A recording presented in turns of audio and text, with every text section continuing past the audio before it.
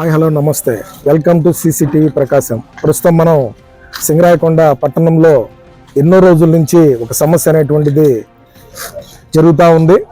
ఈ మన మసీద్ రోడ్డులో కొంతమంది వేరే మన శ్రీకాకుళం అనేటువంటి వాళ్ళ దగ్గర నుండి ఈ స్థలాన్ని పర్చేజ్ చేసామని చెప్పి, మాకు ఇంత స్థలం ఉంది, ఇంత రోడ్డు ఉందని చెప్పని వాళ్ళు చెప్తా ఉన్నారు.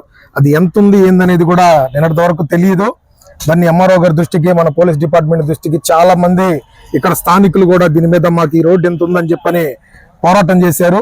మరి చివరికి ఈరోజు ఆమె ఆమర నిరాహార దీక్ష కూర్చుంటే కానీ ఈ రోడ్డు ఒక కొలిక్కి రాలేదు. ఈరోజు ప్రస్తుతం మనతో సింగరాయకొండ పంచాయతీ సెక్రటరీ గారు ఉన్నారు. మరి ఈరోజు ఎంఆర్ఓ గారు వాళ్ళు ఎంత ఉంది రోడ్డు అనేటువంటిది కొన్ని హద్దులు నియమించారు. దీని గురించి ఆయన ఏం చెప్తారో ఆయన మాట్లాడి తెలుసుకుందాం. నమస్తే సార్. సార్, ఇప్పుడు ఈ రోజు మనకి ఇక్కడ ముగ్గు వేస్తున్నారు కదా, ఇట రోడ్డు ఎంత ఉందని, దీని మీద ఎవరు వేశారు, ఎట్లా? దీన్ని మండల మేజిస్ట్రేట్ గారైనా తహసీల్దార్ గారు